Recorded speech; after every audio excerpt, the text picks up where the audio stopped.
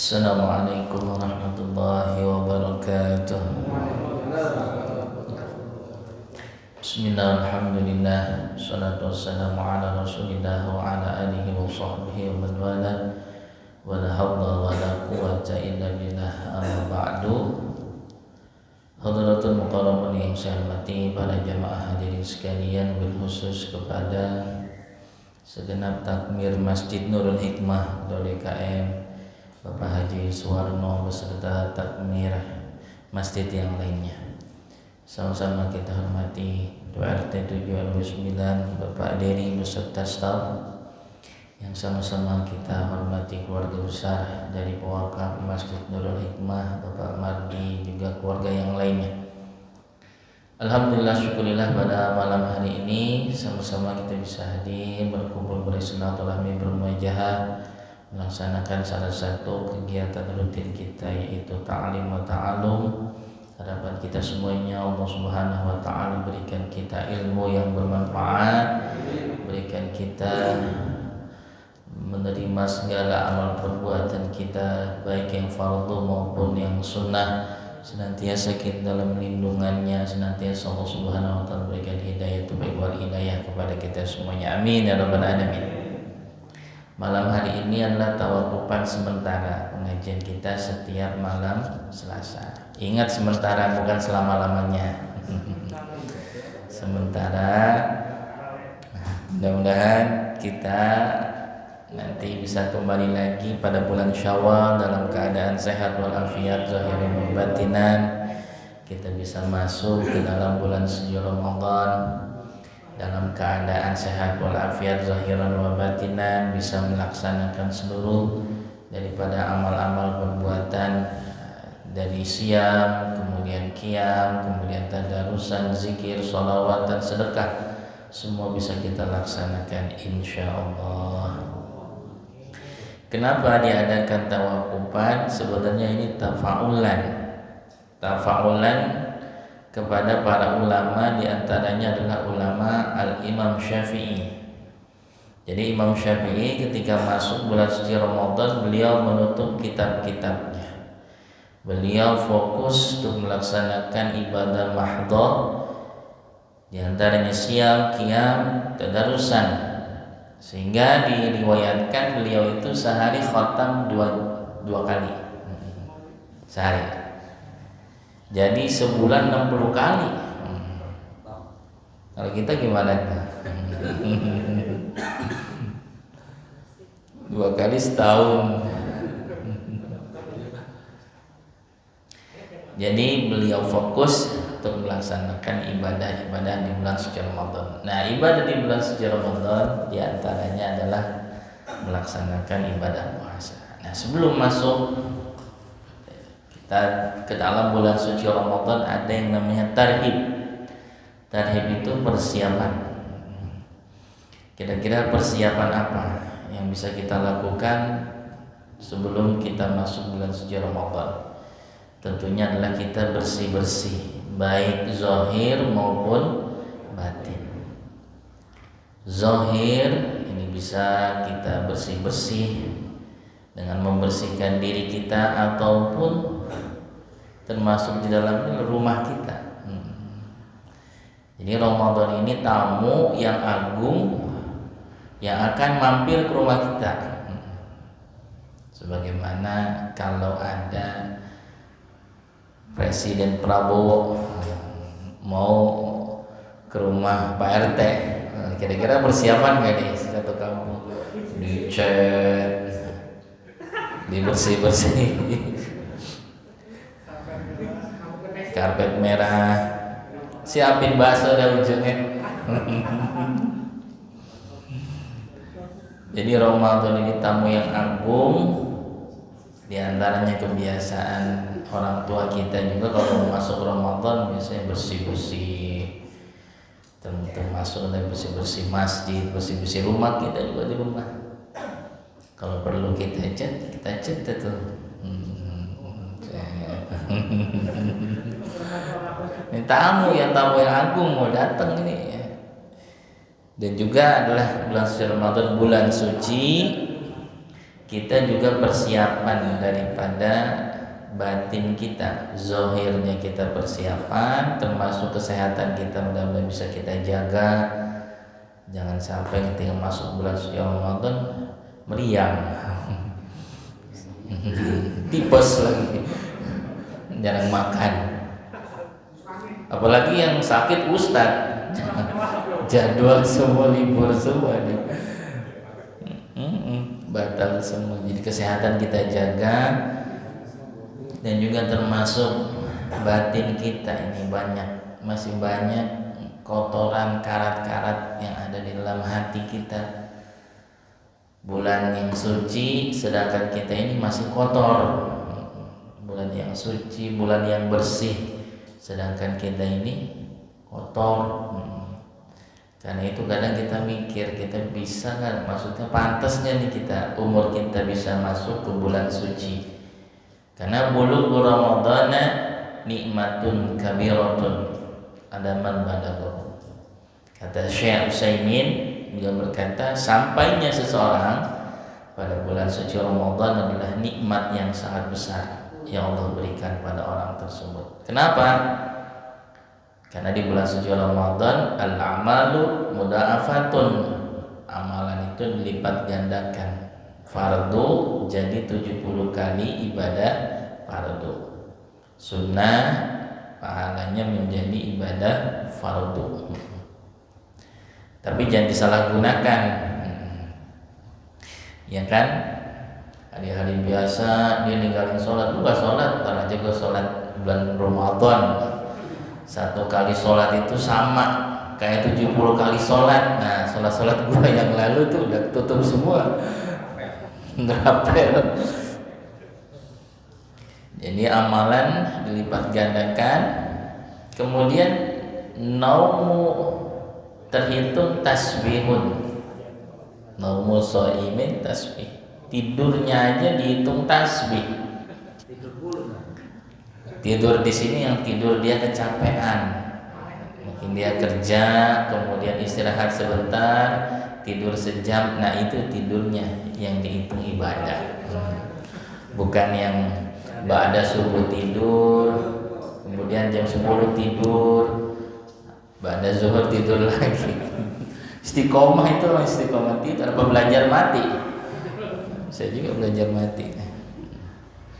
Jadi pahala dilipat gandakan, tidurnya termasuk ibadah pada Allah Subhanahu wa taala, termasuk dosa-dosa kita, kesalahan-kesalahan kita diampuni oleh Allah Subhanahu wa taala. Ramadan yarmudu, ramdha yang artinya adalah membakar.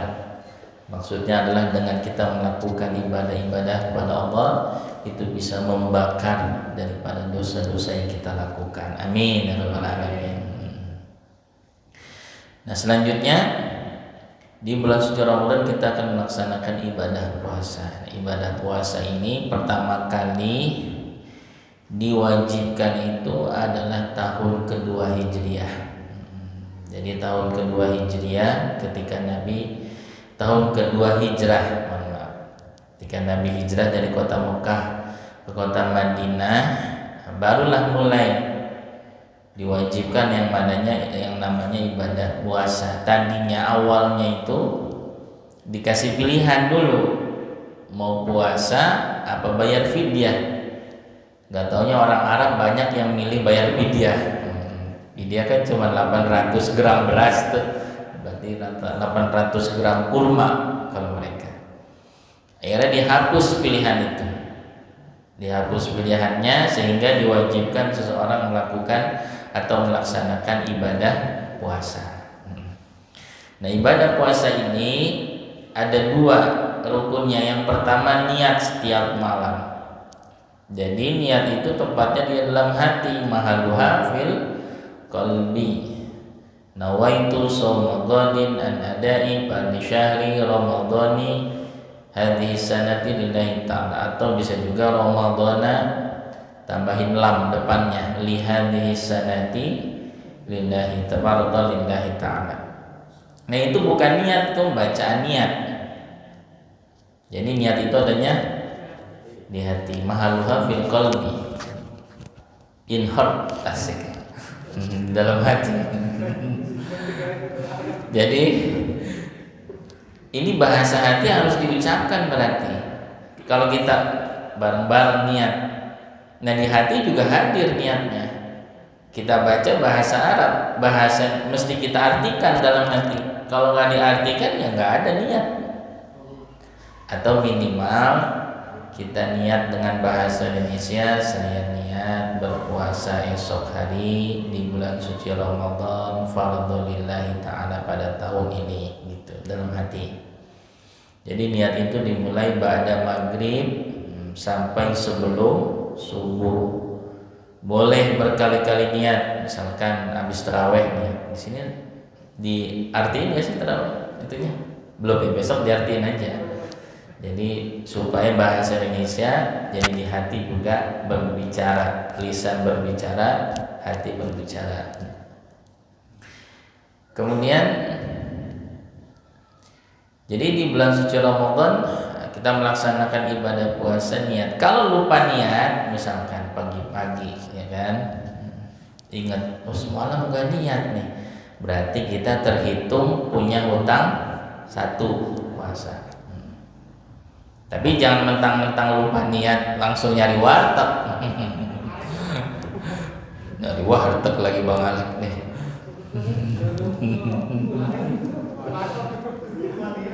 Tetap lanjutin puasanya sampai selesai, tapi kita punya hutang 1 puasa gara-gara lupa niat. Nah, selanjutnya yang kedua adalah menahan dari hal-hal segala sesuatu yang membatalkan puasa.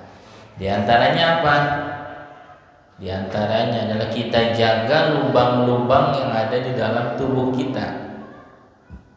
Lubang-lubang yang ada di tubuh kita berarti mulut, hidung, telinga, kemaluan depan sama kemaluan belakang.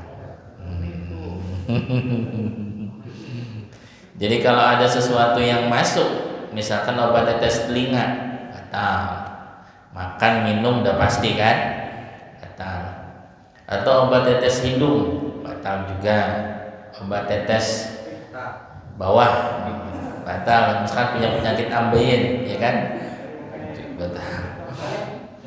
Atau memasukkan sesuatu, contoh masukin tangan masuk ke hidung, tapi hidung bagian dalam, kan hidung ada 2 nih, bagian luar nih yang nggak ada tulangnya, bagian dalam ada tulangnya nih. Jadi kalau ngupil terlalu dalam batal tuh, misalkan dia merasa asik, sampai dalam banget, atau dia pakai cotton bud, batal itu cotton bud. Kemudian apa lagi? Kalau obat tetes mata nggak batal, karena mata bukan termasuk lubang. Walaupun obat tetes mata kok bisa ngelangin aus nih, tetap nggak batal. Kalau suntik infus udah pasti batal. Kalau suntiknya obat nggak batal. Tapi kalau suntiknya mineral atau vitamin yang bisa menyegarkan badan, menghilangkan lapar aus itu batal. Kalau yang disuntiknya. Terus nelen ludah batal nggak? Tergantung. Kalau ludahnya bercampur dengan, iya betul, kopi misalkan, makanya jadi pentok-pentokin. Jadi misalkan waktu subuh 4.30, nah kita sebenarnya 4.20 itu udah bersih dan mulut. Jangan nanggung, apalagi sebatang garpit. Wah, nanggung nih garpit sama rokok. Garpit sama rokok. Garpit sama kopi kan. Tar aja, tau-taunya bentar lagi udah mau, atau udah Allahu Akbar, kemudian lagi sholat nelen ludah, rasanya torabika, rasanya batal. Jadi imsak itu sebenarnya masih boleh makan, masih boleh minum, karena udah menjadi kebiasaan aja sih sebenarnya mah. Sebenarnya yang pas itu tanbih. Tanbih, waktu tanbih telah tiba. Tanbih itu kan peringatan. Kalau imsak itu udah nggak boleh makan dan minum. Cuman namanya di Indonesia udah jadi kebiasaan, imsak itu berarti lampu apa? Kuning.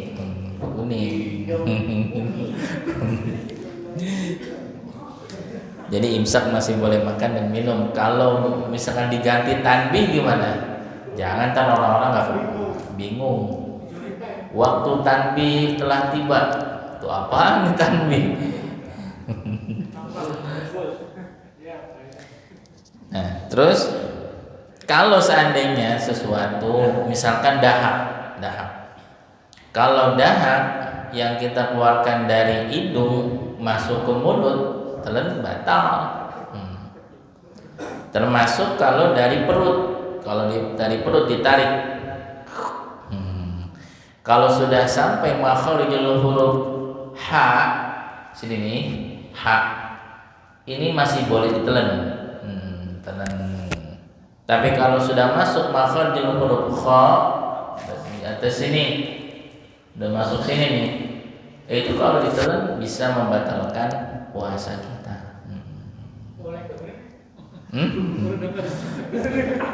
Apaan Pi? Itu masalah dahak.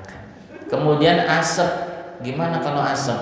Nah, kalau gitu tiap kita keluar rumah kalau bisa pakai masker deh tuh untuk jaga-jaga. Kalau asap masuk, kalau nggak sengaja nggak batal.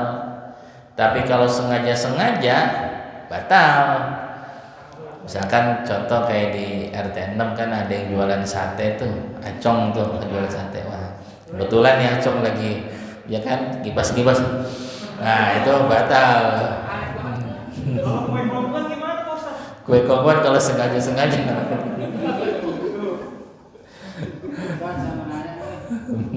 Misalkan kita wudu kan harus kan berkumur-kumur apa batal nggak? Oh ya, kalau wudu, kalau seandainya wudu itu kan dianjurkan kumur-kumur sama masukin air ke hidung, namanya istinsar, ngeluarin namanya istinsar. Itu disunahkan ketika tidak puasa, disunahkan mubalaghah. Mubalaghah itu berlebihan. Itu kalau nggak puasa disunahkan. Tapi kalau puasa nggak disunahkan. Jadi kalau puasa nggak disunahkan. Kalau puasa mah wudunya wudu imut. Boleh, masih disunahkan. Jadi puasa itu masih disunahkan kumur-kumur, masih disunahkan masukin air ke hidung, cuman nggak boleh mubalaghah. Kalau mubalaghah tertelan batal. Tapi kalau dia biasa-biasa aja, kumur-kumur biasa, nggak sengaja ketelan nggak batal. Jadi yang batal itu karena sebab mubalaghah sehingga tertelan airnya. Jadi masih disunahkan dan kita nggak perlu was-was. Ketika kita kumur kan berarti air nyampur tuh sama ludah kita tuh, ya kan? Yang penting udah kita keluarin, ya udah selesai. Nggak perlu bentar-bentar, dikit-dikit udah nggak perlu. Jadi nggak perlu was-was. Nah itu ketika kita melaksanakan ibadah puasa harus dijaga dari hal-hal yang membatalkan puasa. Nah ternyata ada juga kita jaga dari hal-hal yang membatalkan pahalanya sekarang. Apa diantaranya? Ya bahayanya kebanyakan itu dari lisan. Yang pertama apa? Ngerasani orang, ngomongin orang, ghibah, nggak boleh. Kemudian juga fitnah. Kalau ghibah kan ngomongin kejelekan orang, dan kejelekan itu ada pada dirinya. Tapi kalau fitnah kan ngomongin kejelekan orang yang kejelekan itu nggak ada pada diri orang tadi, sehingga lebih kejam daripada pembunuhan. Maksudnya itu yang dibunuhnya itu karakter, Yang tadinya orang baik tapi dipandang orang karena sebab fitnah, dipandang orang itu jahat, dipandang orang itu mungkin brengsek atau yang lainnya. Kemudian bohong, terutama sama istri. Bohong bisa batalin pahala puasa itu. Kemudian ngata-ngatain orang, termasuk adalah marah. Kemudian juga tidak menjaga pandangan. Dengan lagi puasa kan kadang-kadang sambil nunggu buka lihat HP, ngelihat sesuatu, ya kan, scrollnya ada sesuatu yang nggak pantas dilihat, scrollnya pelan gini sambil lihat dulu. Nah itu bisa membatalkan puasa, termasuk ngomongin orang. Jadi ada 2 perempuan yang ngutus kepada Nabi itu untuk izin dia mau buka. Jadi dia udah nggak kuat lagi puasa. Terus kata Nabi bilang kepada utusannya, dia dari tadi udah buka itu, dari tadi pagi dia udah buka. Kata perempuan yang 2 tadi, enggak, saya belum buka apa-apa. Kata Nabi kepada utusan, coba muntahin di wadah-wadah. Gautonya dimuntahin itu ada daging, ada nanah, ada darah. Nggak taunya dia ngomongin orang. Jadi ngomongin orang itu sama seperti kita makan daging saudara kita sendiri. Mudah-mudahan bisa kita jaga lisan kita. Dan terakhir 2 menit lagi, saya atas nama pribadi mohon maaf atas segala kesalahan dan kekhilafan baik lisan maupun perbuatan. Yang namanya orang banyak ngomong pasti banyak salahnya. Karena itu saya atas nama pribadi mohon maaf kepada Ketua DKM, juga Pak RT, juga para jamaah semuanya. Mudah-mudahan kita bisa saling memaafkan, termasuk bulan suci Ramadan, dan keadaan saling memaafkan. Kita berusaha untuk bisa membersihkan dan mensucikan diri kita, insya Allah. Mungkin ada yang disampaikan daripada Pak Haji, silakan. Assalamualaikum warahmatullahi wabarakatuh. Waalaikumsalam.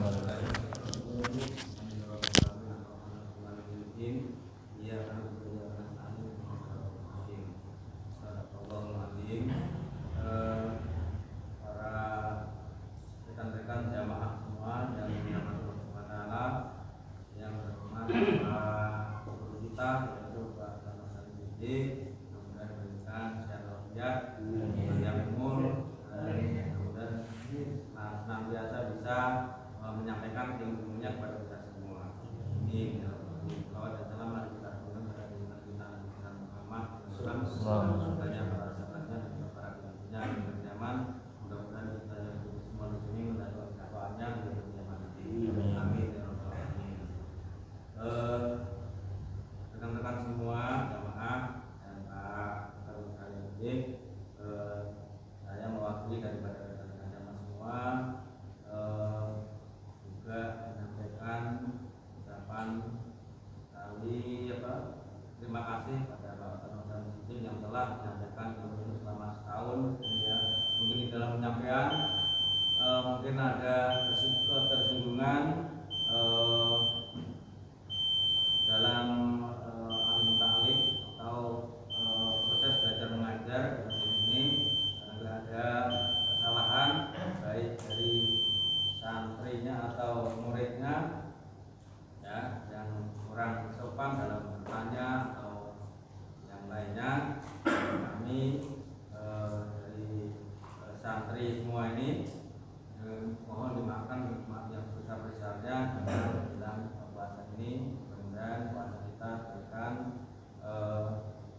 sehat pada kita, sehingga puasa kita bisa khusyuk. Dan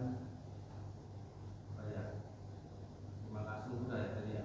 Terima kasih. Itu aja yang saya sampaikan barangkali itu. Terima kasih. Assalamualaikum warahmatullahi wabarakatuh.